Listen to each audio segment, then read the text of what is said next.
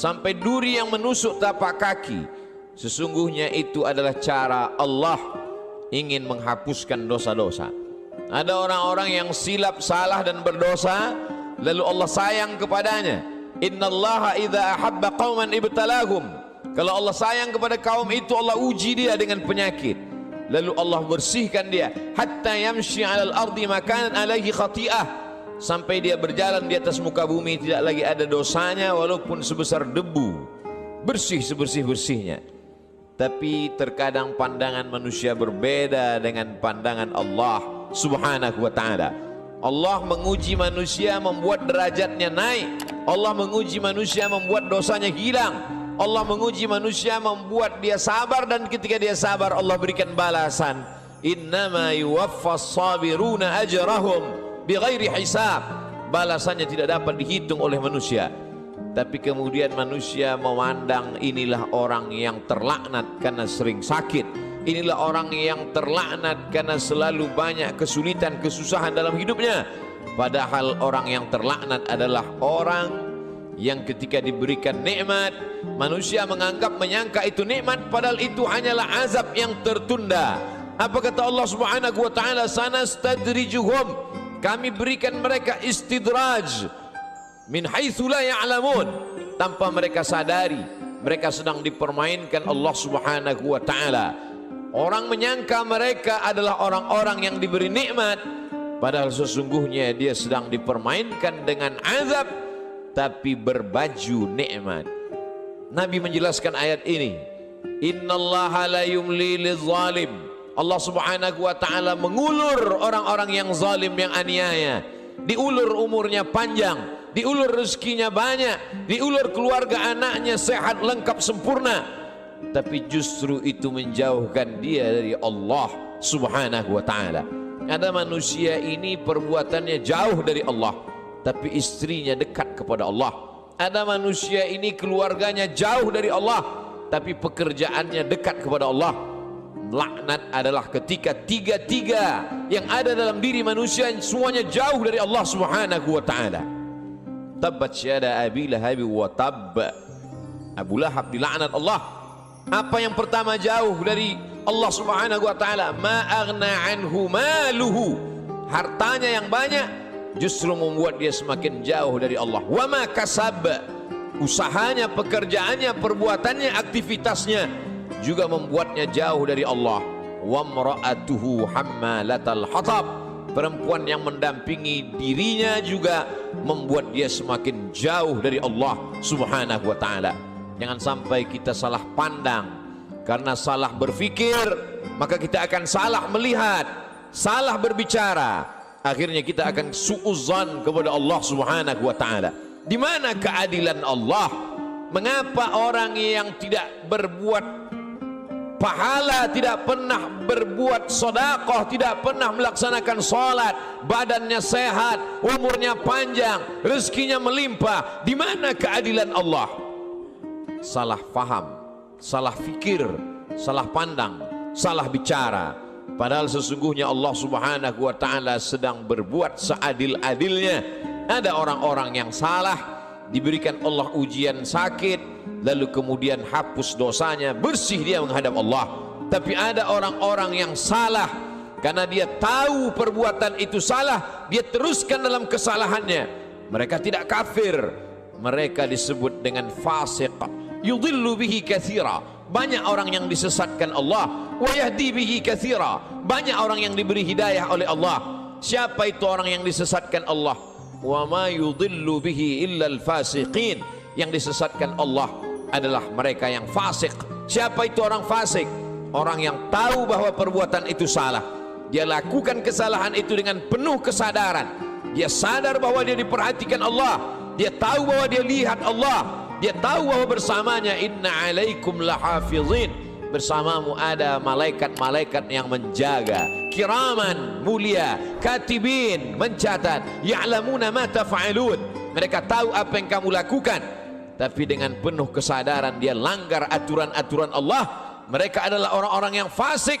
Mereka diazab Allah Subhanahu wa ta'ala di dunia, bukan dalam bentuk kemiskinan, bukan dalam bentuk kefakiran, bukan dalam bentuk penyakit, diazab dalam bentuk kenikmatan agar dia semakin jauh dari Allah Subhanahu wa taala. Innallaha la yumli lizalim.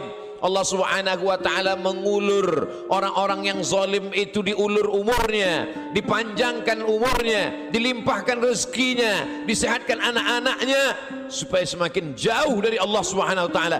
Hatta idza akhadhahu lam yuflithu, sehingga ketika Allah menjatuhkan azabnya ke neraka jahanam nanti, maka tidak ada lagi yang tersisa dari dirinya kecuali hanya layak menerima azab Allah Subhanahu wa taala. Innallaha la yazlimu mithqala dzarrah.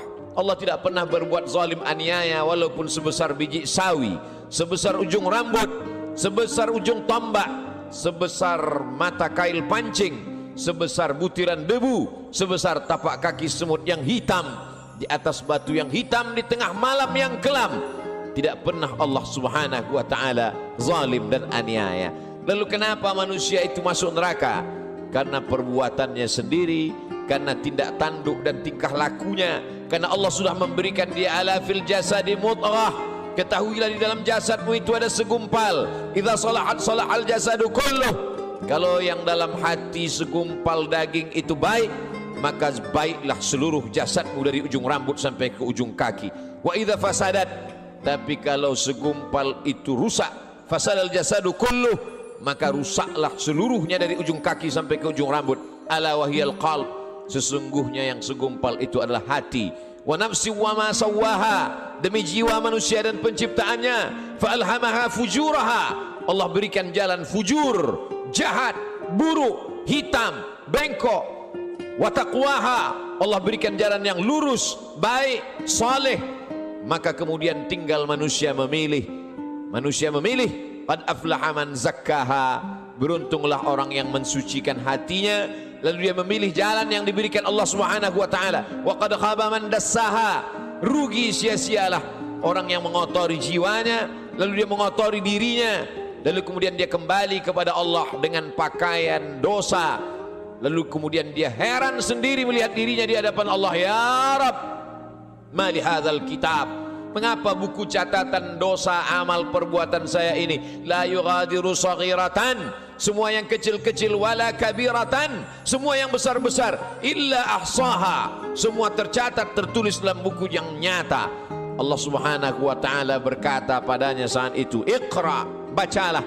Di dunia kita diperintahkan membaca Al-Quran bersama para kiai, guru, abaim, alim ulama. Kita diperintahkan membaca kitab-kitab. Tapi saat itu kita diperintahkan Iqra kitabak, baca buku catatan amalmu. Kafa bi nafsika al-yawma 'alaika hasiba, cukuplah itu sebagai alat untuk menghitung segala perbuatanmu. Tapi saat itu apa daya, apa yang dapat dilakukan manusia? Penyesalan tak lagi bermakna. Saat itu dia hanya dapat mengutuk dirinya. Saat itu wasiqal ladzina taqaw rabbahum, orang-orang yang takut kepada Allah, maka dia akan digiring, dibawa ilal jannati zumara, masuk ke dalam surga berjamaah. Sampai di pintu surga, apa kata malaikat menyapa? Salamun, selamat kamu, tibtum, kamu sudah berbuat baik, fadkhuluha khalidin, masuklah kamu ke dalam surga khalidin, kekal selama-lamanya.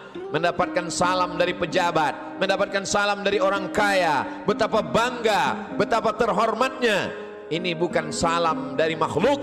Salamun qawlan min Rabbir Rahim, salam dari Allah Subhanahu wa taala. Jibril pernah menitipkan salam kepada Sayyidatuna Aisyah Ummul Mukminin.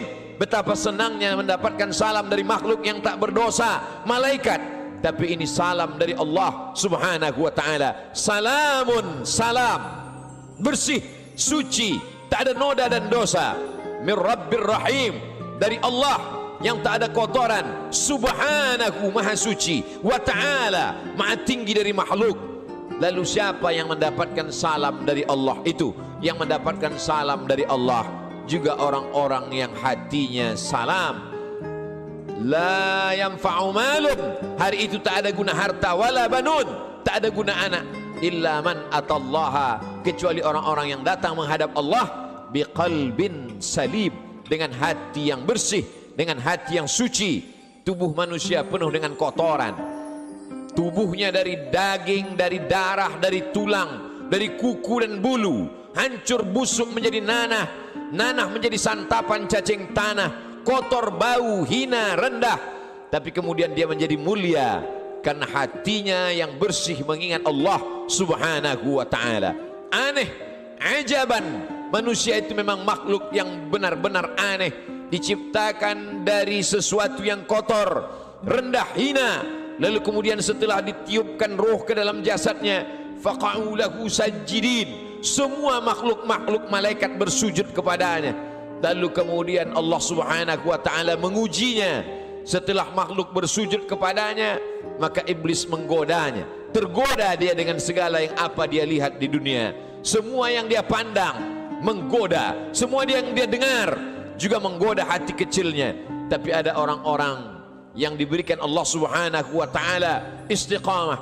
Alladzina qalu rabbuna Allah, mereka berkata Rabbku Allah, summa istaqamu, setelah itu dia istiqamah, maka Allah berikan balasan, tatanazzalu alaihimul malaikah, turun kepada mereka malaikat. Apa kata malaikat? Berkata, alla takhafu, jangan kau takut, wala tahzanu, jangan kau sedih. Karena memang penyakit manusia hanya dua saja. Yang pertama takut, yang kedua sedih. Takut terhadap masa depan, sedih terhadap masa lalu, sedih terhadap masa yang sudah lampau. Ada kekhawatiran, ada kecemasan yang berlebih dalam diri manusia untuk melihat masa depan. Cemas yang berlebih itulah yang membuat naik tensi darah. Cemas yang terlalu berlebih dari batas normal itulah yang membuat naik jantung koroner, diabetes dan lain sebagainya. Tapi orang-orang yang istiqamah, dia selalu berada dengan Allah subhanahu wa ta'ala. Masalah hidup ini besar, tapi dia berharap kepada yang maha besar, Allahu Akbar. Masalah hidup ini hebat, tapi dia mendekat kepada yang maha hebat, Allah Jalla Jalaluh, mulia. Tidak ada yang lebih mulia daripada Allah subhanahu wa ta'ala. Semua yang bersama dengan Allah, maka Allah akan membersamainya. Orang-orang yang diuji itu selalu merasa bersama dengan Allah, maka kemudian Allah membalasnya, innallaha ma'as sabirin, Allah bersama mereka. Ayatnya tidak berkata innas sabirina ma'allah, orang-orang sabar bersama Allah, tapi Allah lebih mendahulukan dirinya. Aku bersama mereka, kata Allah subhanahu wa ta'ala. Ana inda husni zanni abdi bi, aku menurut prasangka hambaku kepadaku. Idza dzakarani, kalau dia mengingat aku, menyebut aku, fi nafsihi, dalam dirinya sendiri, dzakartuhu fi nafsi, maka aku pun akan menyebut, mengingatnya sendiri, kata Allah subhanahu wa ta'ala. Wa idza dzakarani fi mala'in, kalau dia mengingat aku, menyebut aku bersama orang-orang yang ramai, bersama makhlukku, kata Allah, dzakartuhu fi mala'in, aku juga akan balas, aku akan sebut namanya, aku akan muliakan dia, fi mala'in khairum min mala'ihim, di satu kelompok jamaah, di satu kelompok orang makhluk yang lebih mulia daripada mereka. Saat itu makhluk ini dimuliakan Allah subhanahu wa ta'ala. Majtama'a qaumun fi baitin min buyutillah, sekelompok orang berkumpul di rumah Allah, yatsluna kitab Allah, yang dia baca adalah firman ayat-ayat Allah, wa yatadarasunahu fima bainahum, dia kaji isinya dalam kajian tafsir, dalam kajian fikih, dalam kajian hadis, dalam kajian akhlak, dalam kajian usul fiqh. Nazalat alaihimus sakinah, turun ketenangan ke dalam hati mereka. Hati bukan punya kita. Qalbul mu'min baina asabi'ir rahman, hati orang beriman seperti uang logam yang dipermainkan di jari jemari. Begitulah Allah subhanahu wa ta'ala kuasa untuk membuat hati yang sempit menjadi lapang, untuk membuat hati yang susah menjadi senang. Semua berada dalam genggaman qudrat iradat kuasa Allah subhanahu wa ta'ala. Haffat bihimul malaikah, mereka dikelilingi oleh para malaikat. Wa dzakarahumullahu fi man indah, dan mereka dibanggakan Allah subhanahu wa ta'ala kepada para malaikat. Ketika Allah menciptakan manusia, apa kata malaikat? Ataj'alu fiha, untuk apa kau ciptakan mereka ya Allah? Ataj'alu fiha man yufsidu fiha wa yasfiku dima, mereka hanya akan berkelahi, berperang, menghancurkan negeri. Lalu apa kata Allah subhanahu wa ta'ala? Menjawab dengan kata-kata kalimat rahasia, inni a'lamu ma la ta'lamun, aku lebih tahu apa yang kamu tidak tahu. Kata-kata firman Allah terbukti karena dia maha benar. La ya'tihil batilu min baini yadayhi wala min khalfih, tidak ada kebatilan dari depan, belakang, atas, bawah, kanan dan kiri. Maka Allah tunjukkan ada sekelompok manusia yang ketika kata-kata orang lain kotor, nista, najis, yang keluar dari mulutnya adalah subhanallah, walhamdulillah, wala ilaha illallah, wallahu akbar. Ada sekelompok manusia ketika hati manusia mencaci maki, mengutuk Allah, mengutuk nasib, mengatakan tidak adil takdir Allah. Tapi ada manusia yang ridha menerima ketetapan Allah subhanahu wa ta'ala. Orang-orang yang ridha, orang-orang yang istiqamah, maka Allah balas mereka, alla takhafu, tidak lagi ada rasa takut dalam hatinya, wala tahzanu, maka kosong hatinya dari sedih. Setelah hati itu hilang rasa takut dan rasa sedih, lalu kemudian ditanamkan Allah kebahagiaan dan kesenangan. Wa abshiru bil jannati allati kuntum tu'adun, berbahagialah kamu mendapatkan nikmat surga yang dijanjikan Allah subhanahu wa ta'ala. Ketika datang seorang sahabat bertanya kepada Rasulullah, "Ausini, berikan aku wasiat pesan yang singkat. Setelah aku dapatkan, aku tidak perlu lagi bertanya kepada siapapun di dunia ini ya Rasulullah." Lalu Rasul memberikan pesan yang singkat, "Qul," katakan, "amantu billah," aku beriman kepada Allah, aku percaya kepada Allah, aku yakin kepada Allah. "Tsumma istaqim," setelah itu istiqamahlah. "Faqsusil qasasa," ceritakan kisah-kisah itu ya Muhammad. "Faqsusil qasasa," ceritakan kisah-kisah itu wahai pewaris Muhammad sallallahu alaihi wasallam. "La'allakum yatafakkarun," mudah-mudahan mendengar kisah itu mereka akan berfikir. Mudah-mudahan dengan membaca, mendengar kisah itu mereka akan merenung. "Afala yatadabbaruna al-Qur'an," mengapa mereka tidak merenungkan isi makna Al-Quran? "Am ala qulubin aqfaluha," atau hati itu sudah mulai terkunci di kunci Allah subhanahu wa ta'ala. Allah uji Ibrahim alaihi salam, diuji dengan menghadapi ayah yang kufur kepada Allah, Azar, dia tetap istiqamah. Diuji dengan menghadapi umat Namrus, membakarnya dengan api, dia tetap istiqamah. Diuji dengan tidak punya anak, berdoa siang dan malam, "Rabbi habli minas salihin," dia tetap istiqamah. Setelah anak lahir diuji lagi, Allah minta anak itu dikurbankan, dia tetap juga istiqamah. Ujian datang silih berganti. Itu juga yang terjadi pada Musa alaihi salam, dibesarkan di istana Fir'aun, lengkap dengan segala kenikmatan dan kemewahannya. Mudah sekali cara Allah mengeluarkan Musa dari istana Fir'aun. Dia lihat ada dua orang yang sedang berkelahi, fawakazahu Musa, Musa memisahnya, tapi dua orang ini tidak juga mau terpisah. Musa memukulnya. Saat itu takdir berkata orang itu mesti mati, dan kebetulan yang mati itu adalah bagian dari komunitas Fir'aun.